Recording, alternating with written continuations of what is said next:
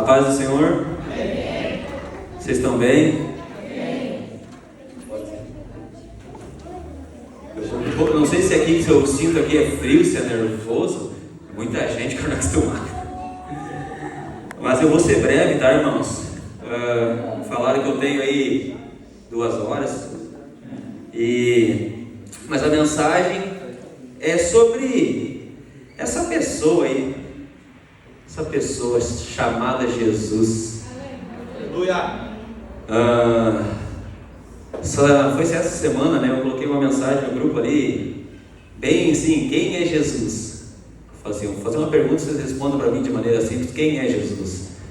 Aí alguns responderam, outros me perguntaram, né, pastor Ramon? Me complicou a minha pergunta. Mas eu nunca tinha me perguntado quem é Jesus para mim. Criei igreja, mas nunca havia me perguntado quem é Jesus para mim. E daí, como eu comecei numa biografia de Jesus, a primeira pergunta do livro era essa: quem é Jesus? Eu já me peguei numa sinuca, porque às vezes pode dizer: Jesus é tudo, Jesus é vida, Jesus é Filho de Deus, Jesus é Deus, Jesus é o Verbo encarnado de Deus, Ele é a Palavra de Deus. Mas quem é Jesus para mim? E baseado nesta pergunta, essa minha careca aqui começou a pensar, e eu fui ver na Bíblia pessoas que perguntaram quem é Jesus, ou quem é este homem. Ontem lá na vigília tinha uma canção tocando que está todo mundo escutando, eu acho, né? E o nome da letra, o nome da música é qual é, Patrick? Quem é esse? Então o tema da minha mensagem nessa noite é: quem é este homem? Eu vou ser breve. Vamos começar. Vamos ler esse primeiro aqui de pé, já que vocês estão de pé, tá? Lucas 5, 21. E depois vocês podem ficar sentados, a gente vai usar a Bíblia. A gente vai achar a passagem que pessoas perguntaram e vamos fazer um breve comentário sobre cada passagem. Vai ser simples, só que eu quero a atenção de vocês. Amém? Amém. Só 2 vão me dar atenção? Amém? Amém. Ok. Lucas capítulo 5. A Sara te passou ali o slide da mensagem, não? Depois que nós ler, essa aí tu coloca ali. Ela te passou? Ela não passou? Não, vamos demitir ela da mídia. Lucas 5, versículo 21. Aquele que achar pode dizer amém, para mim não ficar sozinho. Amém. Amém. Eu não achei, irmãos. Diz assim na minha Bíblia: e os escribas e fariseus arrazoavam, dizendo: quem é este que diz blasfêmias? Quem pode perdoar pecados senão Deus? Pode sentar, irmãos, fique com a Bíblia aberta. A Deise já estava fechando. Bom, irmãos, como eu disse, eu vou ser muito breve. Essa primeira pergunta, esse primeiro grupo de pessoas que pergunta quem é este homem, foi um grupo de fariseus e escribas. O contexto dessa passagem, vocês conhecem a Bíblia, vocês já leram os evangelhos, vocês lembram daquele grupo de amigos que tinham um paralítico e ouviram falar de Jesus, levaram lá, a casa estava cheia, eles não tinham como entrar, mas eles não desistiram. Eles subiram ao telhado, abriram um buraco e desceram esse paralítico pelo telhado na frente de Jesus. Eles não desistiram no primeiro obstáculo. Eles se esforçaram mais. O pastor Romero já pregou isso aqui. Faça um pouco mais. E eles descem esse paralítico na frente de Jesus. Jesus diz para ele o seguinte, versículo 20 ali, ó, diz assim: vendo-lhes a fé, Jesus disse ao paralítico: homem, estão perdoados os teus pecados. Nisso, os fariseus e escribas, que eram a elite religiosa da época, falaram assim: quem é este que diz blasfêmia? Então a primeira interrogação sobre quem era Jesus foi meio que negativa. Eles disseram assim: quem é este que diz blasfêmias? Né? E Jesus, conhecendo-lhes o coração, o texto vai dizendo assim, versículo 23: que é mais fácil dizer: estão perdoados os teus pecados, ou levanta-te e anda? Mas para que saibais que o Filho do Homem tem sobre a terra autoridade para perdoar pecados, disse ao paralítico: eu te ordeno, levanta-te, toma o teu leito e vai para casa. Se vocês perceberem, eu não tinha percebido, já li essa passagem inúmeras vezes. Primeiro Jesus faz o quê? Jesus cura primeiro ou perdoa primeiro? Perdoa. Só 10 de cada vez. Perdoa, né? Vocês perceberam que o perdão precedeu a cura? Isso não é um detalhe em vão. Jesus podia simplesmente curar ele e mandar andar, mas não. Jesus primeiro perdoa e depois ele cura. O que isso diz? Diz que Jesus trata primeiro do problema espiritual, para depois a necessidade que aquele paralítico tinha. Amém? Então essa foi a primeira vez que houve essa pergunta: quem é este homem? A segunda vez, folheia aí um pouquinho para o lado, Lucas 7,49. Benjamin, pega uma água para mim.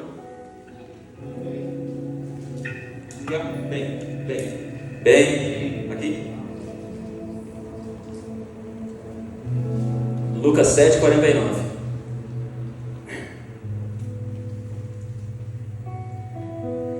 Diz o seguinte: os que estavam com ele à mesa começaram a dizer entre si: quem é este que até perdoa pecados? Mas Jesus disse à mulher: a tua fé te salvou, vai-te em paz. Quem que pergunta agora? O mesmo grupo, os escribas e os fariseus. Só que agora a situação é diferente. Obrigado, Benjamin. Foi um segundo melhor. Agora a situação, o contexto é diferente. Jesus foi convidado por um fariseu para jantar em sua casa. Naquela época, um convite para uma refeição era tido em alta estima. E isso eu herdei de Jesus. Quer ver que vocês me convidem para uma refeição, que eu vou ter vocês em grande estima. Jesus recebe esse convite, chega lá, e no costume da época tinha almofadas no chão assim. O convidado se ajoelhava ali e o pé ficava para trás, obviamente, né? Não é uma currupira. E o servo da casa, os escravos, vinham e lavavam os pés dos convidados, dos seus senhores, e serviam aos convidados e seus senhores. Quando o convidado era de muita, vamos dizer assim, top mais, o próprio dono da casa fazia esse trabalho. E essa passagem aqui que a gente leu, o contexto dela, está escrito assim: a pecadora que ungiu que lavou os pés de Jesus. Então a passagem diz que ela entra na sala. Provavelmente ela escutou que Jesus estava ali. Está na Bíblia, né? Não estou inventando, está ali. Ela escutou que Jesus estaria na casa desse fariseu. Ela entra na casa e se adianta e derrama um unguento, como é que se diz? Um perfume caro. Lava os pés de Jesus com as suas lágrimas e enxuga com os seus cabelos. Aí o dono da casa, chamado Simão, ele pensou consigo mesmo: se este aí for a profeta, ele saberia quem é essa aí que está tocando nele e que tipo de mulher que ela é, porque é pecadora. Porque a Bíblia diz que ela era uma mulher da vida, vamos dizer assim, né? E Jesus, conhecendo o pensamento dele, diz assim: Simão, o nome do cara era Simão, eu tenho uma coisa para te dizer, fala nessa. Se duas pessoas deviam para um credor, um devia 500, outro devia 50, o credor, vendo que eles não tinham como pagar, perdoa ambos. Qual dos dois vai amar mais esse credor? Simão responde: eu suponho que aquele que devia mais. Jesus disse: pois bem, acertou. Eu entrei na tua casa, tu não lavou meus pés, tu não me deste água para beber. Eu entrei na tua casa, tu não me deste ósculo santo. Ósculo santo era um beijo na face, era o tipo de saudação daquela época. Porém essa mulher aqui, desde que eu cheguei, não cessa de chorar e enxugar os meus pés com as suas lágrimas, enxugar com seus cabelos. E daí então, logo depois, ele perdoa essa mulher. E o versículo, perdão, irmãos, o versículo 50 diz assim: mas Jesus disse à sua mulher: a tua fé te salvou. Se no primeiro episódio lá o perdão precede a cura, nesse episódio aqui o perdão precedeu a salvação. Isso ilustra a nossa vida, irmãos. Primeiro a gente recebe perdão, mas depois a salvação. Primeiro a gente se arrepende, aceita Jesus, recebe Jesus e é salvo. É assim, é um ciclo. Amém? Vamos para a terceira ocasião. Essa é bem conhecida. Lucas 8:25. Vai olhando para o lado aí.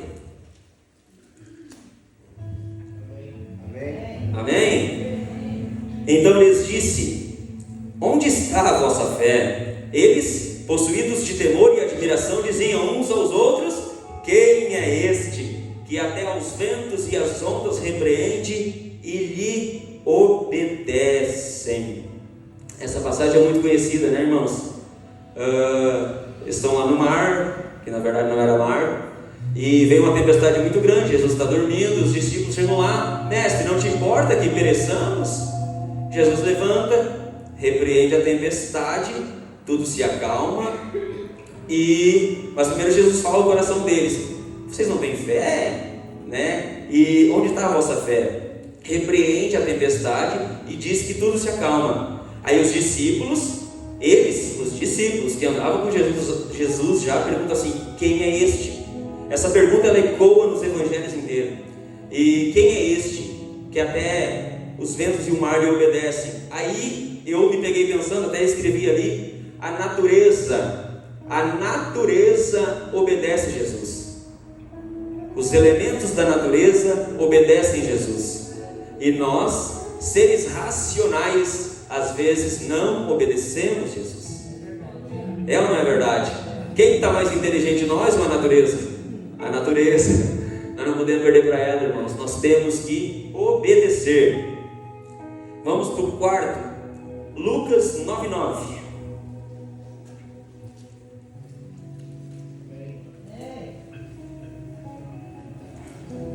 Amém? Eu já estou indo assim em sequência para ficar fácil de achar, né? Lucas 9, versículo 9 diz assim, capítulo 9, versículo 9: Herodes, porém, disse: eu mandei decapitar a João. Quem é, pois, este a respeito do qual tenho ouvido tais coisas? E se esforçava por vê-lo. Herodes se esforçava por vê-lo. Quem pergunta agora? Herodes Antipas era o nome do vivente. Vocês se lembram que foi esse rapaz aí, esse governador? Alguma Bíblia vai dizer assim: o tetrarca Herodes. Tetrarca era governador de uma quarta parte da região. Então o tetrarca Herodes. Esse Herodes aqui tinha um caso extraconjugal com a mulher de seu irmão Filipe. E João Batista chegava lá e dizia: não te é lícito possuir a mulher do teu irmão. E Herodes, indignado com ele, um dia bebeu. Vocês conhecem todas essas passagens, está tudo ali barbadinho nos evangelhos. Herodes, tomado da canha, a filha como é que é o nome de Herodias?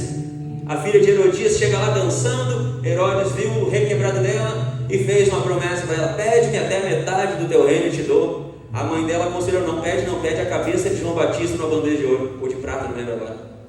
Ela vai lá, pede para Herodes: não, eu quero que dê a cabeça de João Batista numa bandeja. Imaginem, a cabeça de um profeta vale mais que a metade do reino. E Herodes faz isso, atende ao pedido, porque não podia voltar atrás na palavra dele. Então João Batista é decapitado. Agora aqui nesse versículo que a gente leu, diz que Herodes se esforçava em ver Jesus. Por que isso? Porque o comentário que chegou nos ouvidos dele foi o seguinte: olha, acho que João Batista ressuscitou. E o texto que a gente leu diz assim: mas eu mandei decapitar ele. Uns diziam que era Elias que tinha ressuscitado, outros diziam que era um grande profeta, outro profeta. E Herodes então aguçou essa curiosidade no Herodes, e ele fez a pergunta famosa: quem é este que eu tenho ouvido? Amém? Depois eu vou voltar, tá? Quinta vez, Mateus 21:10.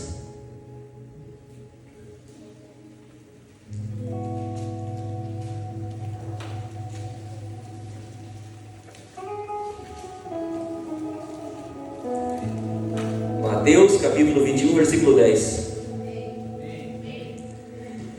E entrando ele em Jerusalém, toda a cidade se alvoroçou e perguntavam: quem é este? Quem é que pergunta agora? Na primeira vez era escriba e fariseus. Segunda vez, escriba e fariseus. É chegando. A terceira vez, os discípulos perguntam. A quarta vez, Herodes pergunta.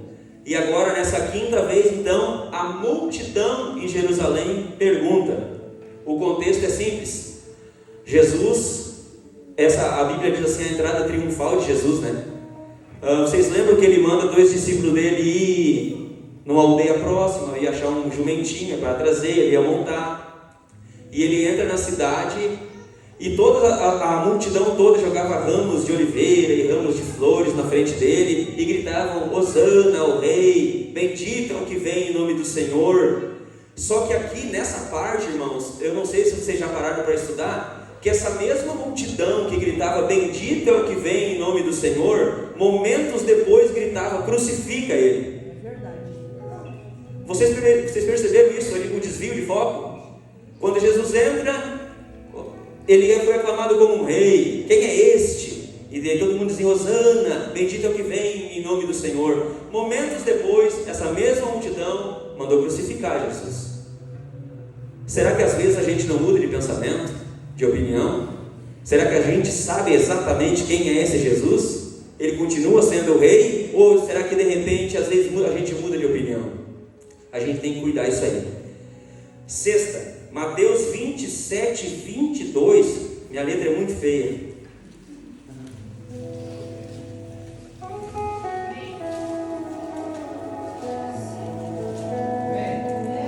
Amém?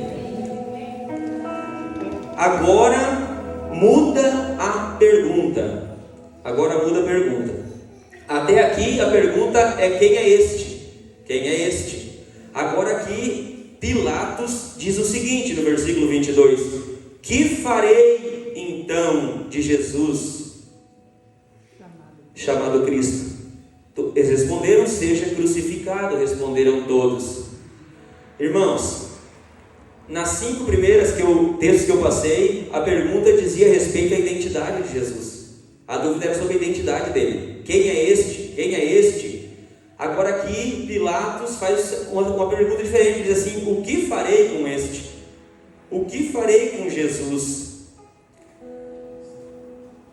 O motivo que Pilatos pergunta isso, primariamente era para tentar livrar Jesus da mão do... que ele viu que era por ciúme que todos tinham acusado ele. Pilatos não achou nada de errado em Jesus, e a mulher de Pilatos chega nele assim: não te envolva com esse justo, porque essa noite eu muito sofri por causa dele em sonho. Pilatos sabia que Jesus não era culpado de nada, que era só por inveja que ele estava sendo acusado. E daí ele está tentando, lembra que tinha um indulto de Páscoa, e ele diz assim, que podia soltar um. Vocês podem escolher: querem que eu solte Barrabás, ou querem que eu solte esse Jesus, chamado Messias? E a multidão grita: dá-nos Barrabás. Solta Barrabás. Crucifica Jesus. Barrabás era um criminoso. Crucifica Jesus. Irmãos, agora que 5 perguntaram: quem é este? Pilatos diz: o que farei com este? O que nós vamos fazer com Jesus? Que Jesus, até eu conversei com isso lá na casa do Mael segunda-feira, que Jesus foi apresentado para ti. Por que tu te chegou a Jesus? Ou foi Jesus que se achegou a ti? O primeiro grupo, os religiosos, perguntam por causa do perdão. Os pecadores perguntam por causa da graça. Os discípulos perguntam por causa do poder. Herodes pergunta por causa da culpa. A multidão pergunta por causa da fama. Pilatos pergunta porque precisa tomar uma decisão. Todos aqui já tomaram essa decisão? Amém, irmãos? Amém. Todos aqui já se decidiram por Jesus? Amém. Todos aqui já escolheram o que vão fazer com este Jesus? Irmãos, o meu tempo aqui, como eu falei, tem que ser breve, que ainda tem a ceia. Mas se a gente for pegar cada ponto desse aqui, um por um, e só estudar o contexto dele, vocês vão ver que cada um chegou nele por um motivo. Jesus acalma 2 tempestades nos evangelhos, correto? Aqui a primeira, ele está dormindo no barco, os discípulos vão lá, acordam ele acalma os discípulos e a tempestade. A segunda tempestade que aparece, vocês lembram disso? Jesus, ele estava ensinando no lugar as multidões. Ele diz para os discípulos assim, a minha Bíblia diz assim: compeliu os discípulos a irem para o outro lado. Compelir não é pedir, não é aconselhar, é mandar ir para o outro lado. Jesus manda os discípulos ir para o outro lado enquanto ele despede as multidões. Por que Jesus quis ficar sozinho com aquelas multidões? Mateus não nos informa, Marcos não nos informa, Lucas não nos informa, João nos informa. João nos informa no capítulo 6, versículo 15 em diante, vai dizer que Jesus, conhecendo a intenção do coração daquela multidão de aclamá-lo rei, um Messias político, ele não queria que os discípulos vissem isso, ia confundir a mente deles. Então ele manda os discípulos irem para o outro lado, e ele fica sozinho despedindo as multidões. Isso é tudo o contexto da segunda tempestade, tá, irmãos? E era de novo diz assim, mar da Galileia, né? Na verdade não é um mar, é um lago de água doce, 21 quilômetros de comprimento por 14 de largura, cercado por montanhas. Jesus está numa dessas montanhas. Isso significa que do alto da montanha Jesus vê todo o lago. Esse lago, quem gosta de curiosidade, ele fica 200 metros abaixo do nível do mar. Então Jesus via todo o lago. Eu vou abrir aqui na passagem Marcos 4,39, se alguém quiser acompanhar.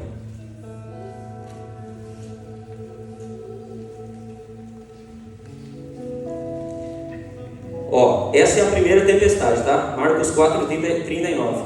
E ele, despertando, repreendeu o vento e disse ao mar: acalma-te, emudece. O vento se aquietou e fez-se grande bonança. Então lhes disse: por que sois assim tímidos? Como é que não tendes fé? E eles, possuídos de grande temor, diziam uns aos outros: quem é este, que até o vento e o mar lhe obedecem? Se na primeira vez Jesus acalma a tempestade, depois o coração dos discípulos, na segunda vez, Marcos 6,45 agora. Marcos 6,45. Amém? Agora é a segunda tempestade, tá? 6,45. Logo a seguir, compeliu, o que eu falei antes, compeliu Jesus os seus discípulos a embarcar e passar adiante para o outro lado, a Betsaida, enquanto ele despedia as multidões.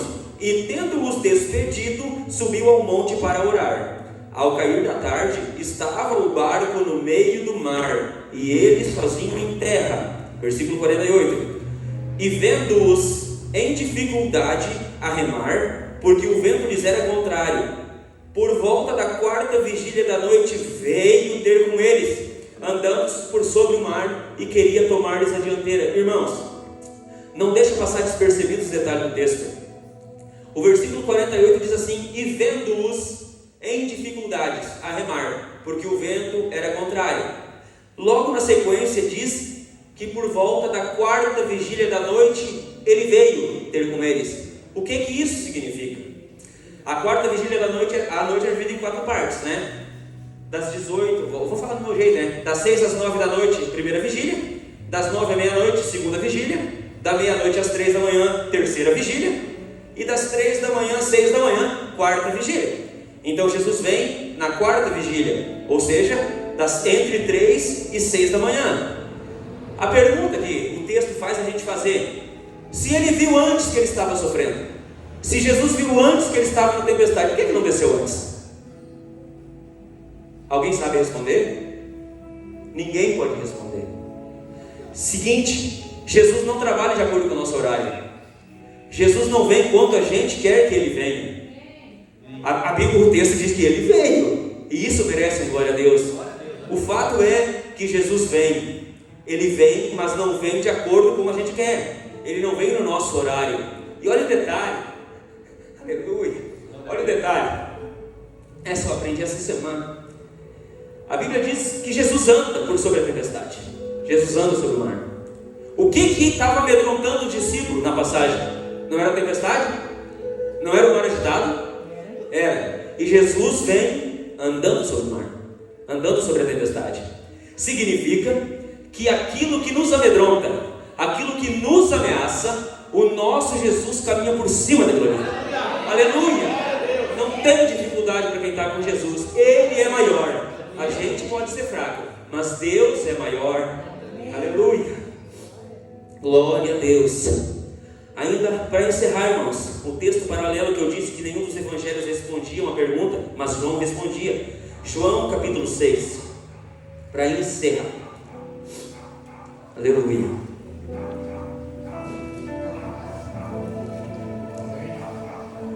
Eu vou ler o texto, a passagem de novo, é uma passagem paralela, tá, irmãos? João 6, do 15 ao 21. Aquele que achar diz amém. Amém. Amém. Sabendo, pois, Jesus que estavam para vir com o intuito de arrebatá-lo para o proclamarem rei, retirou-se novamente sozinho para o monte, que eu expliquei antes, né? Eles queriam proclamar o rei, um Messias político, um Messias que atendesse à necessidade do povo, que tivesse ali só para fazer milagre, para curar, para fazer cego enxergar, para fazer mudo falar. Era esse Jesus que eles queriam, era esse Messias que eles queriam. Mas Jesus veio para ir para a cruz. Eu vou repetir: Jesus veio para a terra para ir para a cruz. Ele não veio aqui para ser um Messias político, um curandeiro, alguém que tu esfrega que nem um gênio da lâmpada, ele faz um milagrinho. Não, Jesus veio para ir para a cruz, para que nós não precisássemos ir para lá. Jesus pagou a nossa conta. Versículo 16: Ao descampar o dia, os seus discípulos desceram para o mar, e tomando um barco, passaram para o outro lado, rumo a Cafarnaum. Já se fazia escuro, e Jesus ainda não viera ter com eles, e o mar começava a empolar-se, agitado por o vento rígido que soprava. Tendo navegado uns 25 a 30 estádios, eis que viram Jesus andando por sobre o mar, aproximando-se do barco, e ficaram possuídos de temor. Mas Jesus lhe disse: Sou eu, não temais. Agora a cereja do bolo. Então eles de bom grado o receberam, e logo o barco chegou ao seu destino. Eu vou repetir: então eles de bom grado o receberam, e logo o barco chegou ao seu destino. Tá fácil, irmão. O texto fala sozinho. Na primeira vez, Jesus acalmou a tempestade, depois o coração. Agora Jesus acalma o coração e depois a tempestade. Só que no versículo 21 diz que eles, eu tenho até circulado aqui na minha Bíblia, eles de bom grado o receberam, e o barco chegou ao seu destino. Aos que se batizaram, eles receberam Jesus. Nós já recebemos Jesus. É só questão, no estalar de dedos, para o nosso barco chegar ao nosso destino. E onde é que é o nosso destino se não morar com Jesus? Paulo disse isso: o homem que espera em Cristo só para essa vida é o mais miserável dos homens. O que isso significa? Se tu quer Jesus só esperando o bem que Ele pode te dar aqui nessa vida, tu é o mais miserável do homem, a mais miserável da mulher. Tu tem que querer Jesus pelo que Ele já fez por ti, pelo que Ele já te deu. Amém, irmãos? Grave isso na cabeça. Uma palavra simples, todo mundo conhece, mas grave isso na cabeça. Cada grupo aqui veio por um motivo a Jesus. Cada grupo aqui perguntou quem é este por um motivo. Se interrogue em casa, analise o seu coração. Por que tu veio a Jesus? Que Jesus te apresentaram? Até nós falamos isso também, né, de Ismael, sobre que Jesus que apresentaram, né, nesse contexto aí. Ainda eu falei assim para Deise, mas como é que se apresenta Jesus hoje? Tá tudo bem, tu vai lá, tu prega Bíblia, tu prega sobre Jesus, mas diga para mim, irmãos, como é que o mundo aí fora vai conhecer Jesus hoje? Nosso testemunho. A Bíblia diz que nós somos sal da terra e luz. Ser sal dentro do saleiro aqui é barbada. Ser sal dentro do saleiro é barbadinha. Agora o tempero é difícil. É lá fora que a gente tem que dar exemplo, irmãos. Aqui a gente vem para entregar o nosso culto a Deus. Aqui desemboca o que a gente viveu na semana. Eu penso assim: eu passo semana às vezes querendo tacar fogo naquele caminhão. É verdade. Dando soco naquele caminhão, arrancando a buzina. Às vezes o cara passa uma semana difícil, mas a gente vem aqui entregar o nosso sacrifício de louvor. Eu estou começando a aprender isso na pele, meu. Na pele. No outro fim de semana que eu estava aqui, eu nunca queria estar aqui. Mas eu vim e falei: Deus, hoje é por ti. Hoje é por ti. Eu vou entregar um sacrifício de louvor. Antigamente se sacrificava bicho no altar. Ontem a irmã falou isso, né? Cada pecado um bichinho. Hoje não precisamos mais disso, porque Jesus pagou a conta. Ele ofereceu um sacrifício perfeito de uma vez por todas e suficiente. Mas a gente vem entregar o nosso melhor para Ele, ou nossos pedaços para Ele. Amém? Bendito é o teu nome, Senhor.